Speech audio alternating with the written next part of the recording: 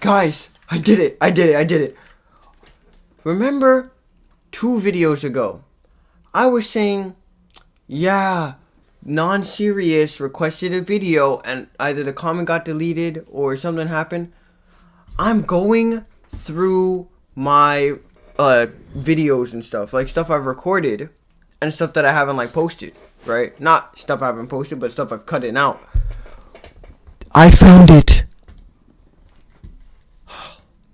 Look, I found the video. Oh my gosh, I spit everywhere. I found the video. We are going to watch this, okay? Right now, matter of fact, this is the video. I was literally just relaxing. I just finished recording my last video. Just now, I'm scrolling. I'm like, oh, what should I delete? What should I delete? Because of something. I found this. I have no choice. I have to do it now. Have to. This is coming out Monday. Okay? Has to come out Monday. I can't believe I found it. I was hoping that non-serious was gonna comment on the last one. He didn't. It's fine. It's fine. Cause I found it anyways. Oh my gosh, we're watching it. Like right now. The horror of regaining consciousness. This is the video we were recommended by a fellow macaroni. Shout out. And this is the video we will be watching today, okay? I was searching through for this video for a while. Like, I'm not even joking. I genuinely was searching. Thank the Lord himself. We were able to find it. We are going... You can tell I just recorded the FNAF video because... Let's close these. Let's get started with this video, cause this gonna be good. Oh, ho, brother, ho, whoa, whoa, whoa, now you got too much dip on your chip. I stole someone, cause this is gonna be interesting. Started a manga recently called Usuzumi no Hate. An android girl wanders a post-apocalyptic Earth that has been dormant for over 50 years. Hold on. I gotta add that to my my watch list. I gotta add that to my watch list or my read list. I mean, it could be mid for all I know. All I know is it's getting added. What's it called? Humanity has all died out. Apocalyptic Earth. A manga recently called Usuzumi no. How do you spell that, guys? Be honest. Be honest with me. How do you spell that? Hold on. I'm gonna figure this out. Yo, I'm like that. I found it first try. I'm like that. Alright, that's getting added. Hold on. Color of the bro, I got so much to read. Like, you don't understand how much stuff I have on this list. Maybe I'll show you guys one of these days, but let's continue. Hate. An android girl wanders a post-apocalyptic Earth that has been dormant for over 50 years. Humanity has all died out to an alien pathogen that preserves your body in crystals. Your cadaver will not decompose. If you would have been a human that caught this condition 50 years ago, you'd have a few hours before it finally took you. And one of the things that makes this manga interesting is that because their bodies are preserved, you see how people chose to spend their last hour. Hey! My fault. My sneezes be like wrestling with me, so I really gotta lock in when I sneeze, because it's like a battle. It's like a war that goes on. Let's continue. One chapter, we find a man painting a portrait of his lover. In another, the girl sees where people have fought off one of the aliens, seemingly in an attempt to protect something. A few pages later, we see what that something was. In one chapter, the girl finds her way into a cinema, and curiously, one of the projectors next to a corpse is still running. Almost like a TV that was never turned off after the one watching it fell asleep. A movie is being shown 50 years after anyone is there to see it. But as she enters the theater, she notices a figure seated in one of the rows. It's a robotic head and torso wired to the projector. And after speaking with this being, she finds out that it is nothing more than a copy automation, a machine that has had the personality data of the man in the film room ported into its artificial brain. In his final breaths before death, this man essentially transferred his consciousness into a new body so that he could spend as much time. Yo, they're talking about doing that. They're talking about wanting to transfer consciousness into like a computer or whatever to live forever. I'm being honest. I don't want to live forever, okay? Whether it be some fake version of immortality, not fake, but like alternate version of immortality, whether it be like anything, I don't even want immortality as is. I don't want to live forever, eternally. I don't want to be floating. I don't want the earth to explode one day and I'm just floating in space for the rest of my life. Nothing. Okay? I don't know about you guys. Let me know whether or not you would do this. I would never do it. Never. Because the way I think about it, if you're permanently, first of all, you don't know what they're doing with that. Okay, once they transfer consciousness, they could be using that to control you. I'm not saying this like as a way to get at them. I'm saying this as a possibility. I'm not saying they will, because they probably won't. But I'm saying as a possibility, this is something that could happen. Okay, people are always worried about this AI. If AI takes over, then there's still a chance they could just transfer everybody who consciousness is in the thing. They're now in like slaves. They're literally slaves. They're slaves to robots. Okay, and people are always talking about robots are slaves to us. It's the other way around. It's going to be the other way around, which I don't think robots are taking over ever. Okay, even though I'm good friends with my robots, okay? My artificial intelligence. Hate them all you want, okay? ChatGPT's my nigga. I'm just saying, living forever, especially through a computer, I can't support it. I don't know. It's just, it doesn't seem like right. It's like you're living in a computer. You are, day by day, think of it as doom scrolling for the rest of your life. You're gonna do everything you do normally on the computer.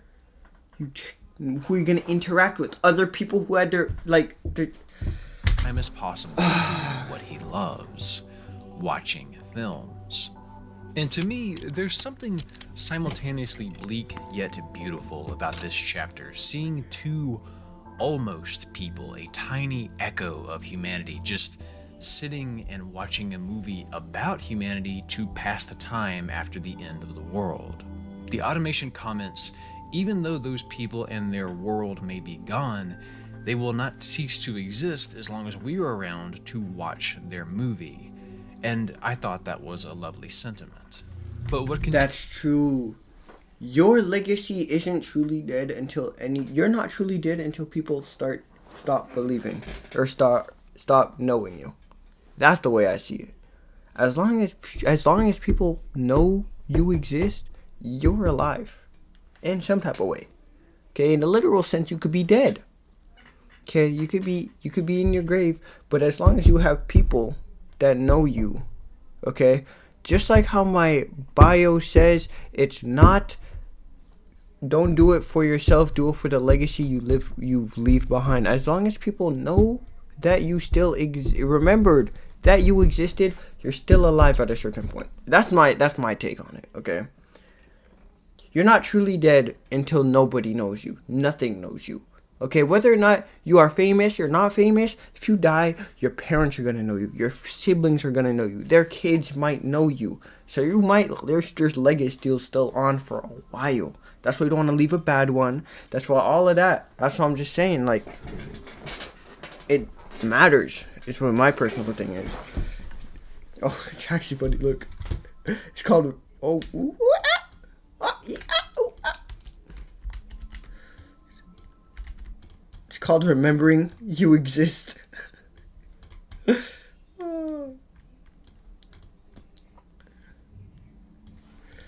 to haunt me well after I finished this chapter was that automation of the film buff, the thought of what it must be like to wake up and find yourself running no longer on flesh and blood, but on circuitry and a motherboard.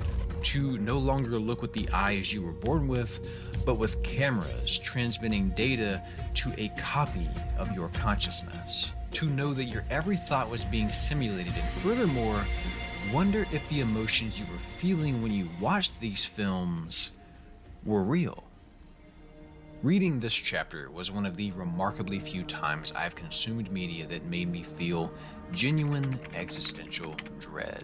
We joke about that phrase a lot, right? Oh man, you're turning 30 next month, don't let the existential dread set in. And I get it, believe me, I do, but I mean sincere, shivering, staring off into space, existential dread.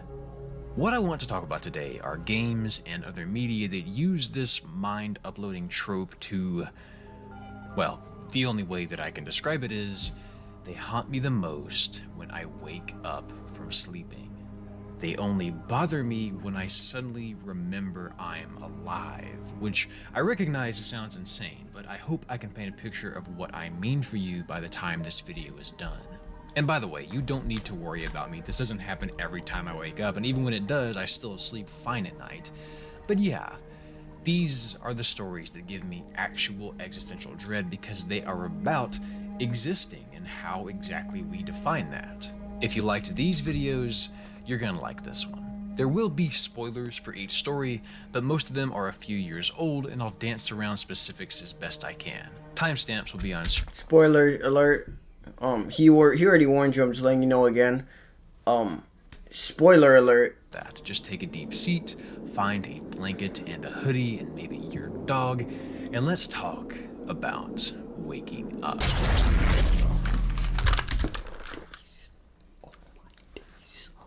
Oh my days, my ears. I have this on half. Imagine if I have it on half volume right now. Imagine if I had it at full.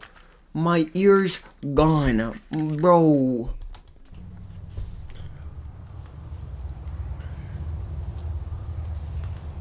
Oh, he has it. Oh, he already has the thing. Okay.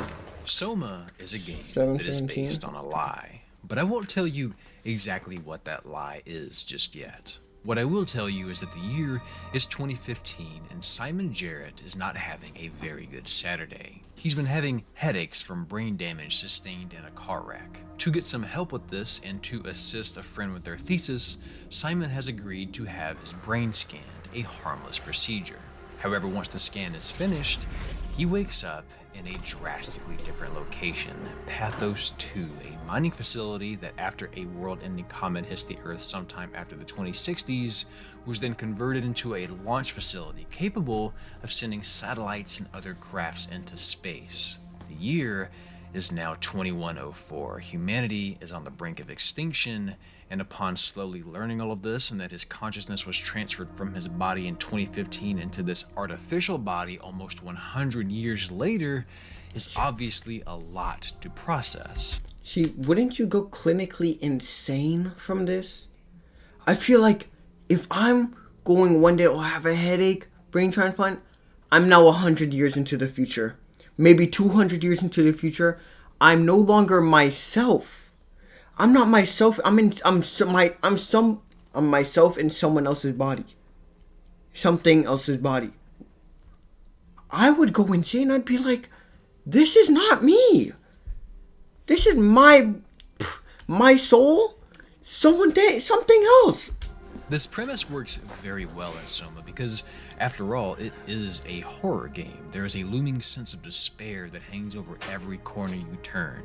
You're playing as a consciousness, not a person. Simon's life, that's what I was just saying. His career, his body, everything he has ever known or ever been, gone, is dust in the wind. He is just data drawn from someone that once lived 90 years ago. Not only is the Simon he once was gone, but any hope of a future is also gone now that the world is in ruin. However, The knowledge that consciousness can be transferred gives him a glimmer of hope when he meets Dr. Catherine Chun, who tells him about something called the Ark. You see, Catherine is like Simon. She no longer has a physical body. She has been uploaded into a mechanical one, much like a lot of the faculty here.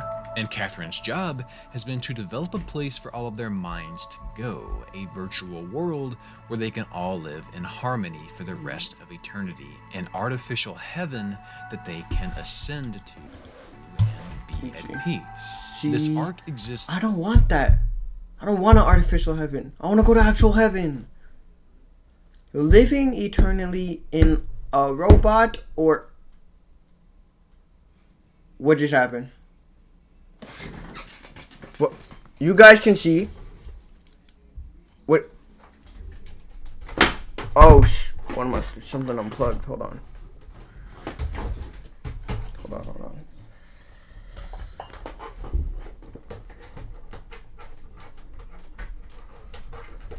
Bro, I just tapped my table lightly, bro.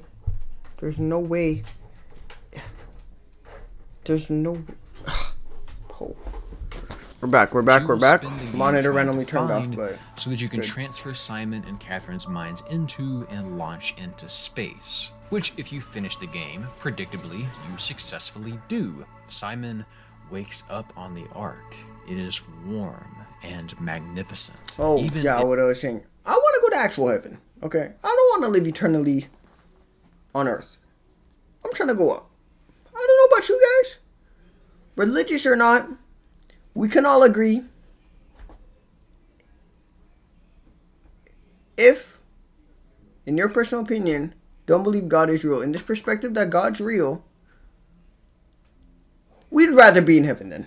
I'm just saying. Like, I don't want to say nothing, but I'd rather just be up. If he is no longer technically human, this is still okay, right?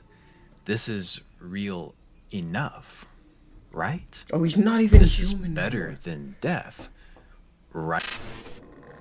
Whoa. Signalis is a this is a new game. horror game that takes place in a rundown facility called the S-23 Sierpinski. Elster is a replica unit, an artificial human searching for the girl in this photo. And throughout your time with the game, Elster will begin to have visions and memories that seem out of place. You'll also begin to find files about replica units like Elster. Elster herself is an Elster unit, built for combat. Other units like Yules are built for office work. But it slowly becomes clear that these replicas are not technically built as much as they are copied. There are documents left of the humans who are in charge of replicas explaining how to handle their behavior that stems from their quote-unquote original neural patterns, the implication being that there was someone there before. These documents describe the personalities these units are likely to have, as well as fetish objects that may be given to them to stabilize their persona. Storches, for example, are described as unstable, needing patience and supervision. Allow them to shower or bathe as a way to stabilize their persona. Books on history or mythology work well as fetish objects. Hold on.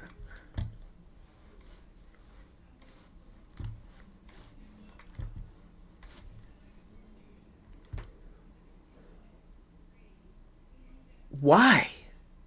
Persona. Make sure Euler units have access to music and Like, mirror. why did it just, like, casually... Oh, let me move my thing. There you go. Why did my thing casually just move down? Like, what the... Their original neural pattern was a ballet dancer, but be sure not to play music or movies for your Elster unit. Their original neural pattern was that of a war veteran. Do not speak to them too much. One replica writes in his journal about a dream from his human life, and you realize that the Elster unit you are playing is having the visions she is having because her mind is corrupted by memories from her previous life, from the person that was used as a foundation for her consciousness. It's not unlike the sleeper you take the role of. Oh my gosh, that's true. if you're getting copied, you're not transferring your consciousness. Your consciousness is getting copy pasted. So whatever has your consciousness, bro, every now and then they're gonna do a thing, hit with a flashback. Citizen Sleeper, a tabletop-inspired narrative RPG that I can't recommend enough. The Sleeper, like Elster, is a copy of a real person. They have memories from their previous life, but those memories are incomplete. They struggle to explain how foreign it feels to suddenly feel whole for a moment when a memory returns to them, only for it to then slip away just as quickly. As if you've just forgotten something important and can't seem to bring it back. As if you've awoken from a dream, left only with the emotion of what was happening, but none of the details. The writing used to describe the Sleeper's conflict between building new memories only for the old ones to then return and confuse them is stirring, and there's no shortage of this kind of language in Signalis, typically seen in one of Elster's nightmarish memories. It calls me in a sea of flesh. We will become one, but I can never go back to being me. Another makes a reference to a dream about dreaming.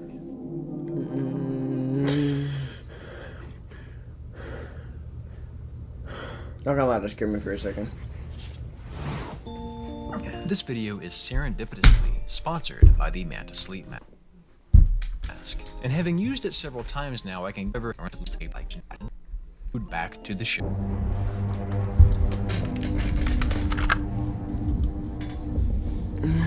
Gwen Coe wakes up from a procedure and immediately notices that something, in fact nothing, is quite right. When she returns home, little things like the entryway to her apartment building feel simultaneously familiar and foreign, like she belongs here but is also unwelcome. She feels affection for her daughter Jules, despite also having sworn that they have never met. She is vexed by the music that Jules... That's what I'm saying. That's what I'm saying. Go insane. You'll be like, for example, McConaughey gets McConaughey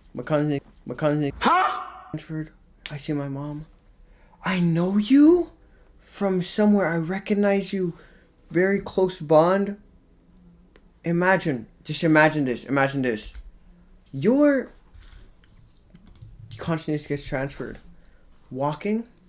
You're a different body. Walking, right? You see your mom and I recognize you. But at the same time, I know you, I don't know you.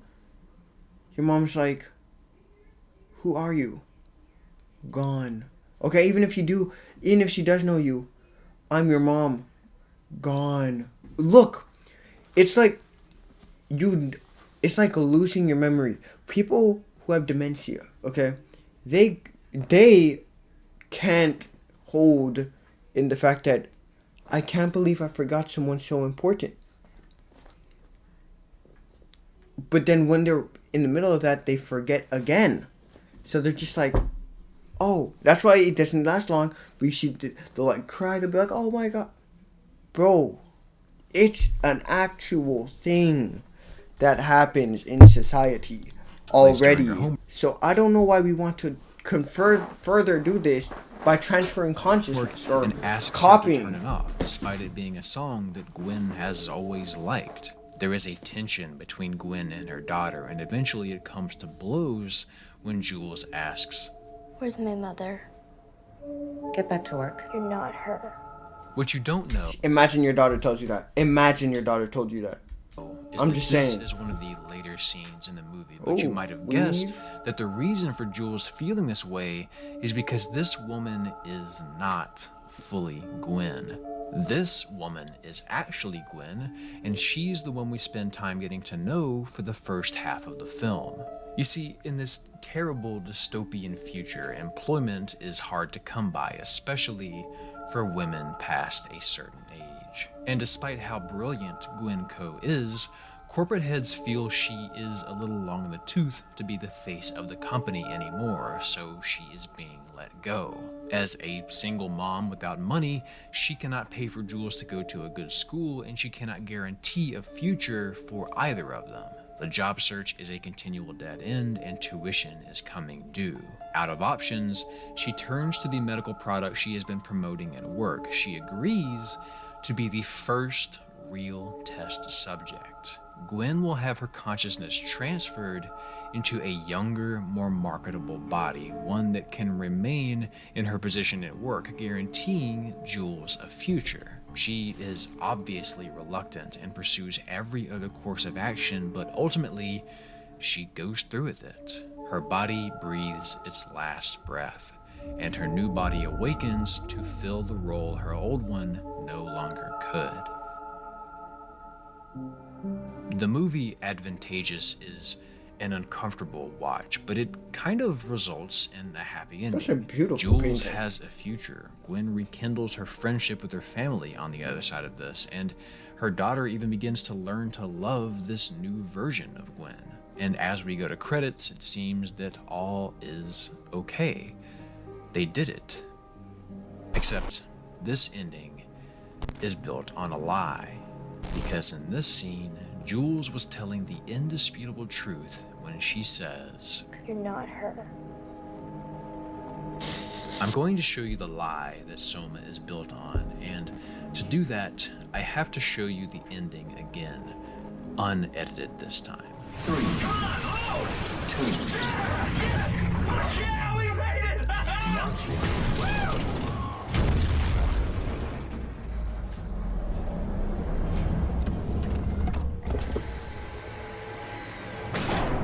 I'm still here.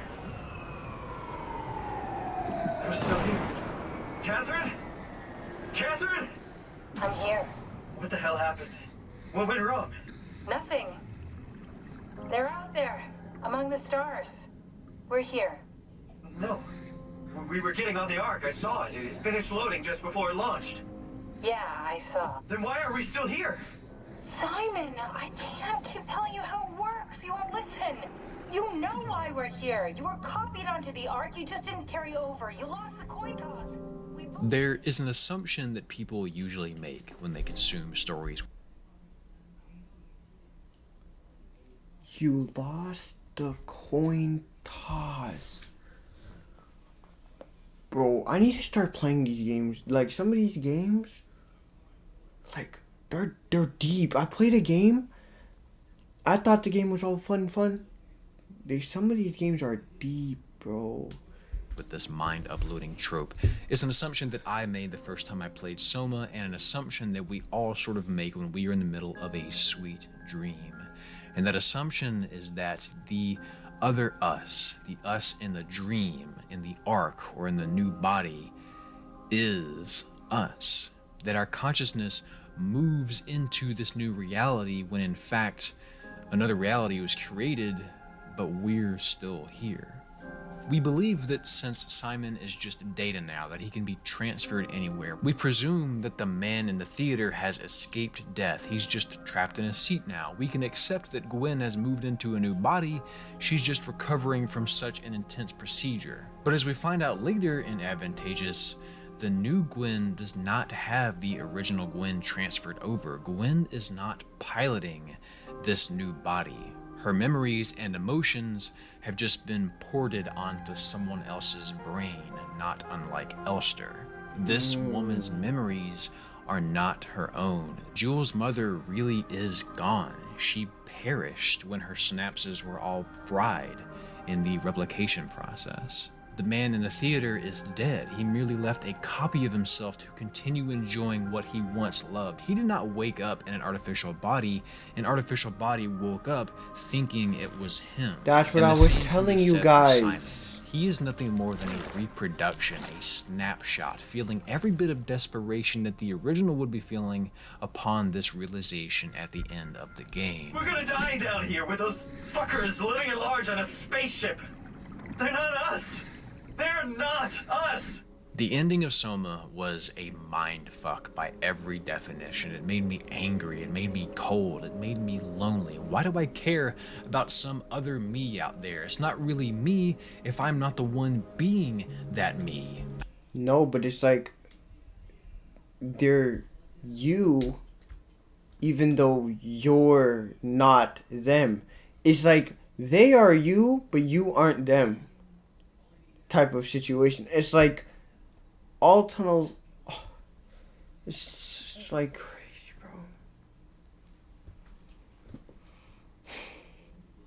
bro. It's like saying all turtles have cells, but not all cells have turtles type of situation. Because if you really think about it, it's just someone's using your identity. It's like committing identity fraud, except they go through with it for the rest of their life. I sympathize with It's the way I Simon's think rage, and that about it. final scene has stayed with me to this day because it vocalized a terrifying sensation that until viewing, I've never been able to articulate. That feeling of waking up from a dream that felt so intensely real, only to all at once remember upon waking that you can't stay. You can't take anything back with you, no matter what or who it may be. The sensation of being ripped from one consciousness into another after being so sure that you were the one standing on the beach and not the one with work in an hour. The feeling that you didn't make it on the ark, and being confronted with the reality that, despite being teased with the promise of immortality, the promise of a sweet dream, reality is inescapable. There's a comment I read on a Reddit post a few years back that really captures this as well. Whether this person is telling the truth or not, who knows, but the story itself is chilling. A man is knocked unconscious after being physically attacked, and while he is laying there on the pavement, he lives an entire life. In this alternate world, he finds love, gets married, has children.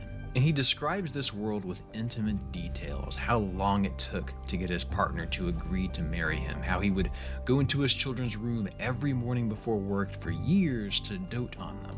By his account, this life was every bit as real to him as the one you woke up to this morning. However, one day, he notices that something is desperately wrong about the lamp on the table next to his couch.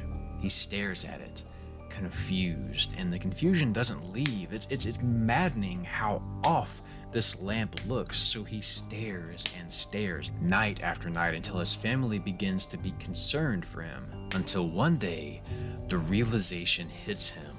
The lamp is not real, nor is this house, or his wife, or his children, and then he awakens, bloodied and bruised on the sidewalk, somehow simultaneously ages, yet moments later. It is a brutally sad read, but it almost perfectly illustrates what it is about all these stories that haunts me to the core. Dreams replicate reality, and even if a few moments after you wake up, reality settles back into your bones and it just becomes any other day, for a split second, for an unshakable instant as your eyes open, it's tough to tell which is the dream and which is reality. Was what I just saw a dream? Am I dreaming now? Did I know it was a dream? How would I know if this is a dream, or is this a dream about dreaming? No. When I was a kid, I thought the same thing. When I was a kid, I'd always think that, this was all a dream. So I was always thinking, what if this was a dream and everything that I've done up till now was useless? Like, I just wake up one day and I overthink a lot. So all I thought was a whole situation about what happened to how it made me get here, and what if I woke up from this. It's mind. It hurts the mind, bro. It hurts the mind. This is a lot. There's a reason it's taken me over a year to finally put pen to paper on this script, but I think it's because I didn't want to leave you here in the final scene of Inception wondering if the video you're even watching is real. I know I said at the beginning that this feeling overwhelms me some mornings when I wake up, and that's true, but it's only gotten better with time, and I think that's because the more I've marinated on these stories and the more I've consumed like them, there's something comforting that I was missing. A forest that I couldn't see for the trees, and to illustrate that, we need to revisit Signalis. Near the end of Elster's journey, we find her very close to reuniting with the girl in the picture, who I understood to be the lover of the woman that Elster is a copy of. Elster is looking for the woman from her implanted memories, from her life before she was a replica. And as she wanders this final empty stretch before her destination, there are no signs of life whatsoever. No more enemies, no other replicas, until she walks past several other Elster units, all in the same place she has been headed this entire time. And I won't tell you what happens next. I won't tell you if this Elster unit was successful, but I will tell you that what I find so grand about this story is that although it takes place perhaps several hundred years after the girl in the photo is gone, several hundred years after the woman that was used as a neural base for Elster is gone, the copy of her consciousness, this physical manifestation of her dreams, is still searching for her lost partner. The memories have guided her back to this place each and every time. No matter how many previous Elster units fail, a new one awakens with these same memories booted up, determined to find that which she has lost. Each Elster's actions is like the song of a dead musician ringing throughout an abandoned building, a movie showing in an abandoned theater. The recording of this person's love is continuing to play well after that person is gone. Except the recording isn't musical notes or well-acted scenes, it's a drive for this copy to forever search for what can never be found. A character in Citizen Sleeper describes the emulation of the sleeper as the people that made them splitting a shadow from its caster. And that's what I see when I look at Elster's journey, the shadow of a person's love being cast hundreds of years into the future, long after the one who originally cast it is gone. Now there is more to the story here, and there is a dispute among the Signalis community about who exactly this girl really is, but I'm respecting spoilers as best I can. Go play the game, it's worth it. And then go debate in the subreddit, because they still can't figure out what in the Kingdom Hearts is going on with some of the details here. But this is my interpretation, and in a way, it recontextualized the ending of Soma for me. It became less about the broken promise of cheating death, and more about the question, would you be happy knowing that another you will wake up, even if you aren't there to see it? Does it bother you that you won't get to see what people say at your funeral? Would you feel better about death if some piece of you is left behind to continue in your stead, even if you won't be there to observe it? And after one particular story that isn't Signalis, the ending of Soma became even less provocative and somehow peaceful. And that story is Goodbye Eri. This is a short one-shot manga that's written by the mind behind Chainsaw Man. It is around 200 pages, and it will only take about an hour to read, which I highly recommend. I heard about this, and it's also on my read list. Oh my... To me, it is a masterpiece, but unfortunately, I do have to spoil quite a bit of it. I don't want to...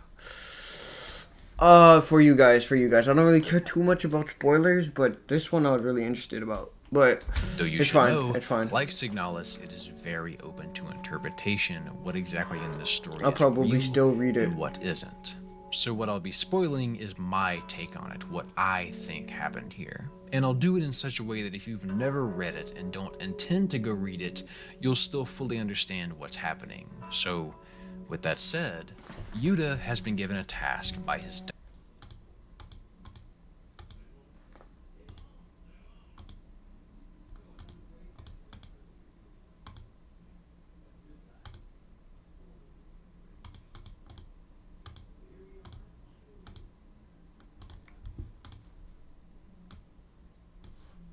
dying mother. She wants him to record videos of her leading up to her death so that Yuta and his father have something to remember her by.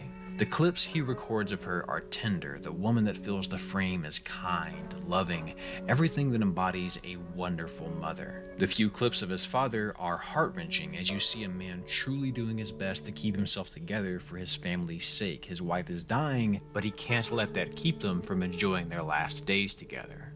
Eventually, they must go to the hospital one last time. His mother doesn't have long, and it's time to record her final moments. But instead of going to see his mother, Yuta takes off running. His father calls for him, but he is not stopping because...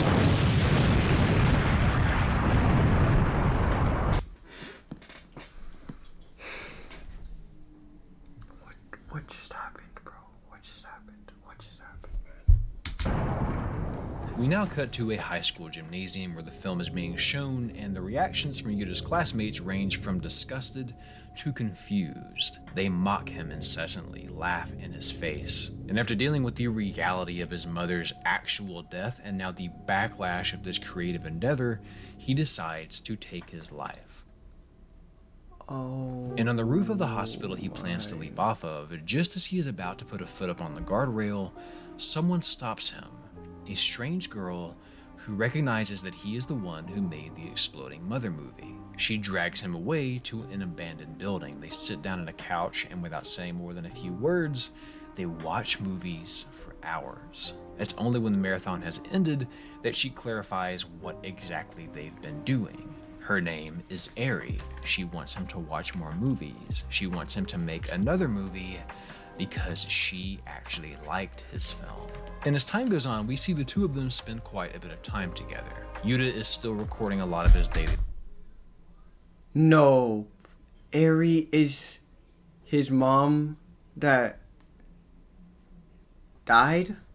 Shaded consciousness? Because that's just kind of what he does at this point, and consequently, he films a lot of his time with Eri. They watch movies, she reads scripts he writes, they talk about the movies they watch until finally, Yuta has an idea. He is going to make a sequel to his original film that is essentially exactly what happened to him after he showed it. The protagonist is devastated after his first movie flops, and it all stems from his inability to film his mother's death. He goes to take his life and then meets a vampire who then makes him watch movies. Of course, this vampire is to be played by Eri. And then, Yuta adds a twist, something that has not happened. He decides that this vampire doesn't have long to live, and that filming her death will give the protagonist closure since he was unable to film his mother's death. So the vampire asks the protagonist to film her every move until she is no more, and then having done this, the protagonist can find closure. Eri likes the idea, and then the filming begins. Or does it just continue? After you read this part, moving forward, you begin to lose touch with what exactly is reality and what is simply being acted out for this film. You get these gorgeous, surreal panels where Eri is being asked about what it's like to be a vampire, only to then end with her passing out into the ocean in a way that feels alarmingly unplanned.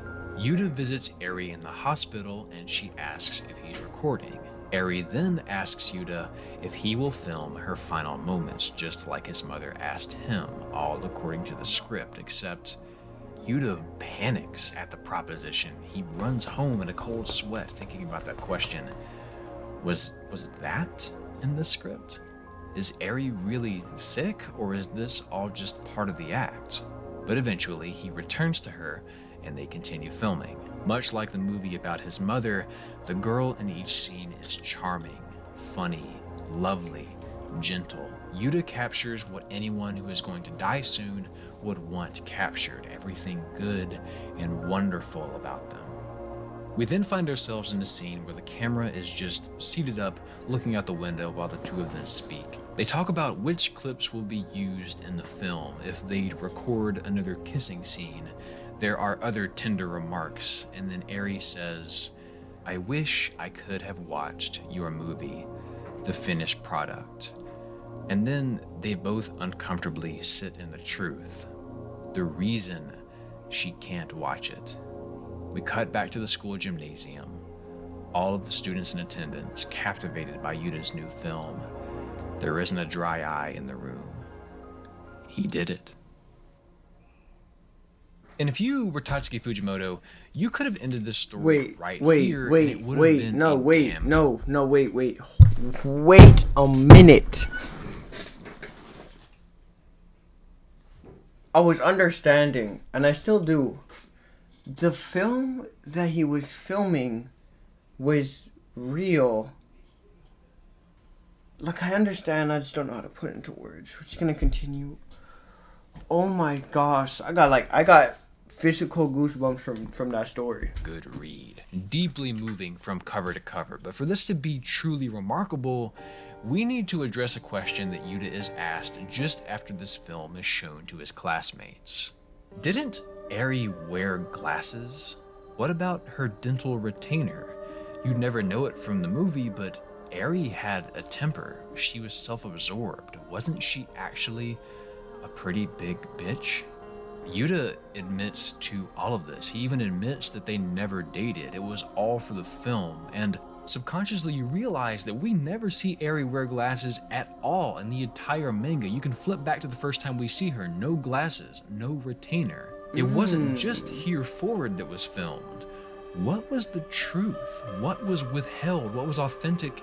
And what was shown to us intentionally? This is where rereading this and noticing all of the little things I didn't show you will hopelessly blow you away. This is a movie about a movie, a dream about a dream. The story continues. We find Yuta again years later after Eri is gone. He's recut the film over and over. He's poured over the 2,700 hours of footage he has from his time with her, but something just isn't adding up. And he's had enough of watching the people he loves die, so he decides to end it all in a place that meant a lot to him. He makes his way back to that abandoned building that they would always meet. What follows, She really was a vampire. Oh my god. is difficult to explain. It is an ending that stays with you because it is intentionally not cut and dry. But what stuck with me the most is that this Eri, claiming to be an actual vampire, supposedly did in fact die when Yuta was younger. She has no memory of her previous life, but she is watching the movie Yuta made for his classmates about her all those years ago. Apparently, the previous Eri that knew Yuta left instructions for how to live along with the copy of this film. Despite what the old Eri might have actually been like, because of how Yuta portrayed her in this movie, she is now the person that Yuta saw when he looked at her, not what she might have seen in herself. She didn't just become an objective snapshot of her previous self like Simon or Gwen or Elster. She became a subjective portrait of what the one who loved her believed her to be, the way he wanted her to be remembered, the only way we ever see her in the manga. And to me, that is absolutely beautiful. I'm reminded of the line earlier in the hospital when Eri says that she wishes she could have watched the finished product. If we take this ending literally, which maybe we shouldn't, but if we do, Eri is sort of facing the same fate as Simon. She cannot prevent her death. Another her may go on, but her consciousness and memories Yeah, will because not. in the literal sense, she does wish she could have watched the movie, but she can't. Because it's not her watching the movie. She does not make it onto the arc. She doesn't get to see what the next Eri will wake up to be. It's just a dream that she won't get to remain in. After reading this, Soma's ending was no longer a cold, terrifying, hopeless revelation. It was a triumph. I sort of adopted Catherine's perspective instead of Simon's. They're out there, among the stars. We're here. None of our consciousnesses will last forever. What we experience from behind our eyes on a daily basis will come to an end. But as much as stories like these confront us with that uncomfortable truth, in their own way, they also paint a gorgeous picture of what we leave behind. Simon and Catherine are out there. Even if flesh and blood eventually failed, They are still dancing along the cosmos. The woman that was copied into Elster may be long gone, but the reverberations of her affection are still echoing throughout the night sky millions of miles away. Gwen may have perished and she will never see her daughter again, but her sacrifice was not in vain, and a part of her will always go on being a mother to her daughter. Ari may never see what Yuta saw in her, but her friends would. We would. You may never see how much you mattered to someone, but it doesn't mean you didn't. What you did mattered. You matter. Humanity may have vanished, but it is not forgotten. Even though those people and their world may be gone, they will not cease to exist as long as we are around to watch their movie.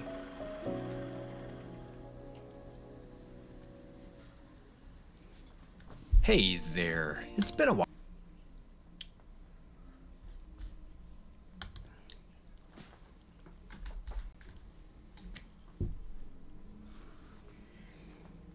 That might be top 3 reacts on this channel. Okay. That might be top 1, for all I know. All I know is that this was a phenomenal video. Okay. Non-serious. That request was phenomenal. Was absolutely beautiful. Okay, of a request. And I hope that you see this, because, oh my gosh, that really had me in my head. It had me in my head, and I was like, wait, is this really how it is? Is this really how consciousness is gonna be in the future? I don't even know how to truly react to this. This was a phenomenal, absolutely phenomenal video. And my camera is just taking away the moment. Non-serious. If you're here, thank you for the request, okay? Daryl Talks Games. If you're here, phenomenal video, okay? Absolutely beautiful video that you made, that you've created. And all I gotta say is, I'm gonna leave you out with a note. If you want to trade your consciousness, think about how you would feel if somebody you knew wasn't actually them. But if you're new here, comment, top 3 video, okay? Or W's. We need to get the W's in the shot. And join the macaronis, okay? The goal is to get up there. We need a full bowl of macaroni. I'm hoping we really lock in as a community. Okay? And I'm gonna see y'all